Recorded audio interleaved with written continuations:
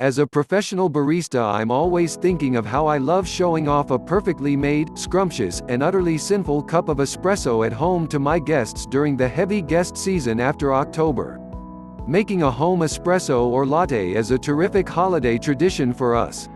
Talk about a way to wow your family and friends. Everyone, at least everyone I know, loves a perfectly made espresso, either straight or as a latte or a rich, creamy mocha brie. Making espresso at home has the benefit of being less expensive. You have better control over the espresso making process, and you can make a variety of drinks just like they do at a good cafe, only better. So how is it done? After you learn the secrets of making espresso at home, it all comes down to practice. Practice that nobody really minds too much. Here are 5 tips that will help you churn out perfect espresso every time from your home espresso machine. 1. It starts with very good espresso beans.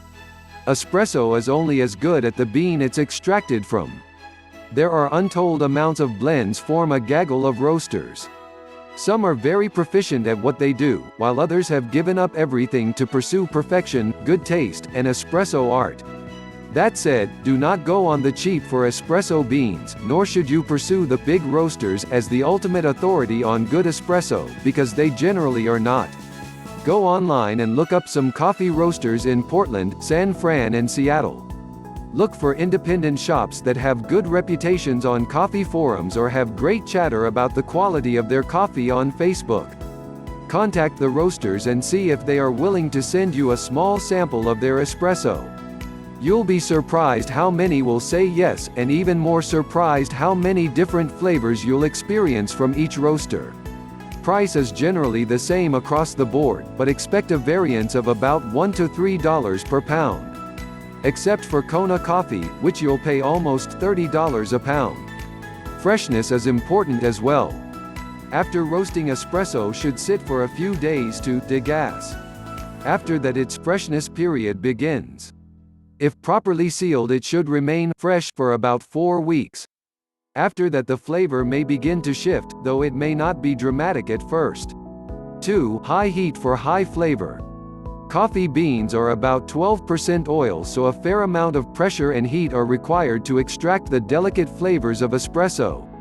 Espresso extraction temperatures should range from 198 to 201 degrees, and use about 9 bars of pressure, about 131 pounds of pressure, to unlock and otherwise force the flavor from the bean.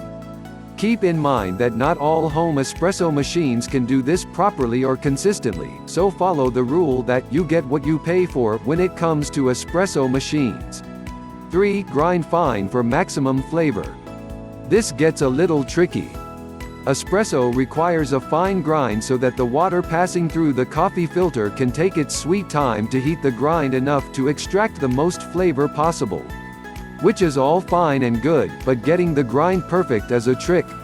Some home grinders have an espresso setting, but most are not nearly fine enough to truly be called an espresso grind. Espresso when ground properly is not quite powdery, but it's pretty close. It should still have its gritty feeling to it, but not coarse like can-bought coffees.